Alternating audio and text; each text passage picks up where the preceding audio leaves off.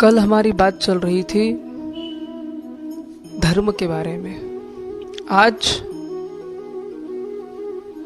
उन्हीं धर्म में से एक धर्म की बात करेंगे और वो धर्म है सेवा का धर्म।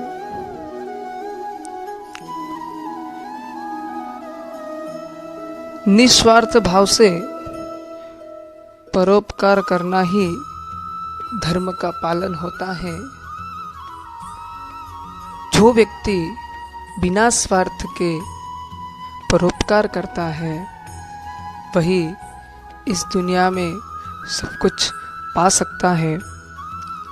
एक छोटी सी कहानी से हम इसे समझेंगे। किसी जमाने की बात है, बगदाद में एक धनी आदमी रहता था। एक दिन उसकी हवेली में आग लग गई। अन्य सब तो बाहर निकल आए, पर एक नौकर अंदर ही रह गया।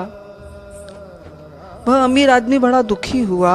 उसने घोषणा की कि जो कोई उस नौकर को जलते घर से बाहर निकाल लाएगा उसे वह 1000 दिनार इनाम में देगा।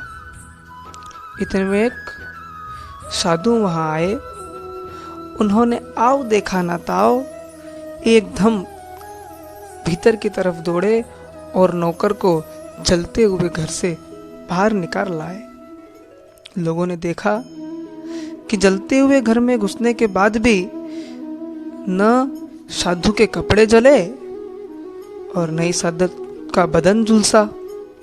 वे आश्चर्य रह गए और यह धनी आदमी साधु के सामने श्रद्धा से झुक गया।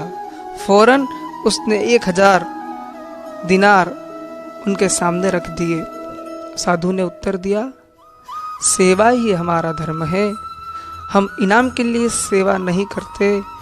अब लोगों की समझ में आया कि साधु आग में भी बेदा क्यों निकल आए थे, क्योंकि साधु ने इनाम के लिए नहीं बल्कि मानव सेवा के लिए उस व्यक्ति को बचाया था।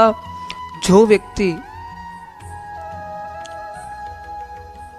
सेवा रूपी लावा लेता है, समझो वो मुक्ति रूपी मावा खा लेता है, क्योंकि सेवा ही मुक्ति का मेवा है। और एक बात, यह सेवा हमारे घर परिवार से हमें शुरू करनी है और उसे घर परिवार से पड़ोसी, पड़ोसी से मोहल्ले, मोहल्ले से गांव, गांव से शहर, शहर से देश और शासन धर्म तक इसको पहुंचाना है। चाहे वो मानव की सेवा हो, चाहे वो पशु की सेवा हो, चाहे वो किसी की भी सेवा हो, बस अपना एक ही भाव होना चाहिए। निस्वार्थ भाव से उस व्यक्ति की सेवा हमें करनी है। बस आज ये देश संकट से गुजर रहा है, हम कुछ नहीं तो कुछ भी सेवा करके हमारे जीवन को सार्थक बना सकते हैं, क्योंकि जो सेवा करता है उसे कभी किसी भी प्रकार की आँच नहीं लगती है, सांच को आँच नहीं लगती। बस सेवा ही हमारा धर्म बने, सेवा ही हमारा धर्म रहे और हम उत्तरोत्तर आगे बढ़ते रहें।